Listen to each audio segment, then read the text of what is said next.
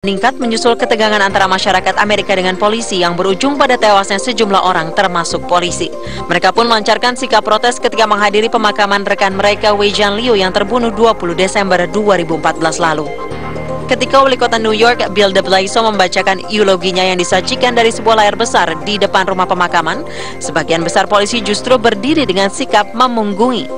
Tindakan ini dinyatakan sebagai bentuk protes terhadap Blasio yang malah mendukung demonstrasi menentang polisi dan bukannya memberikan support kepada kepolisian New York. Wei Jianliu dan Rafael Ramos tewas ditembak seorang pria pada 20 Desember 2014 ketika berada di dalam mobil patrolinya. Sang penembak akhirnya tewas bunuh diri. Aksi ini muncul di tengah meningkatnya ketegangan antara masyarakat Amerika dengan polisi. Serangan bom mengenai rombongan konvoi mobil lapis baja milik NATO di wilayah Nangarhar, Afghanistan.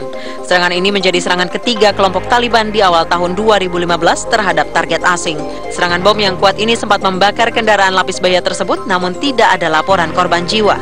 Serangan di kota Jalalabad semakin menguat setelah pasukan bersenjata Afghanistan mengambil alih tanggung jawab keamanan nasional pasca penarikan mundur pasukan militer NATO dan Amerika Serikat, serta transisi misi pelatihan militer yang dinamakan Resolute Support. Kelompok Taliban diduga kuat sedang menguji kemampuan pasukan militer Afghanistan. Pemerintah Australia mengeluarkan travel warning atau peringatan berpergian bagi warganya yang akan berpergian ke Bali. Sebelumnya, pemerintah Amerika juga mengeluarkan travel warning yang meminta warganya untuk berhati-hati jika berkunjung ke Surabaya, Jawa Timur. Dalam rentang waktu yang tak bersenang lama, dua negara mengeluarkan travel warning bagi warganya yang akan berkunjung ke wilayah Indonesia.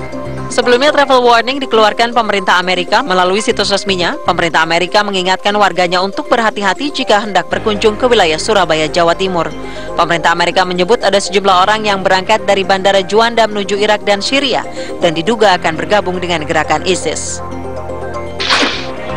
12 orang tewas dan 11 lainnya terluka dalam insiden penyerangan kantor majalah Charlie Hebdo di Paris, Prancis.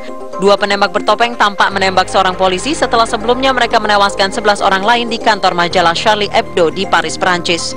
Polisi pun mengidentifikasi 3 pelaku penembakan dan menyebar foto penembakan di kantor majalah yang dikenal menyajikan karya jurnalistik syarat sindiran itu.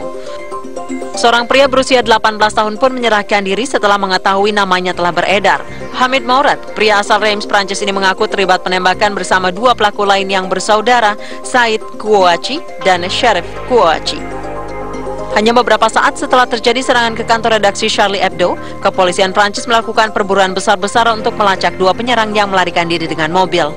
Televisi setempat melaporkan bahwa pria bernama Hamid Mourad berusia 18 tahun tersebut memutuskan menyerahkan diri ke polisi setelah melihat namanya tercantum di media sosial. Sementara pencarian polisi berlanjut, aksi simpatik digelar di Inggris, Spanyol, dan Italia. Para pengunjuk rasa menunjukkan spanduk yang bertuliskan Jesus Charlie, yang artinya saya adalah Charlie. Teror kembali terjadi di Vincennes, Paris, Prancis. Kali ini terjadi di sebuah toko kelontong makanan halal Yahudi. Pelaku menyandra 5 orang di toko tersebut. Aksi penyanderaan yang berlangsung 5 jam ini menewaskan 4 orang. Selain itu, 4 orang lainnya mengalami luka dan dalam kondisi kritis. Pelaku diketahui bernama Amedi Coulibaly dan Boumediene yang merupakan pasangan suami istri.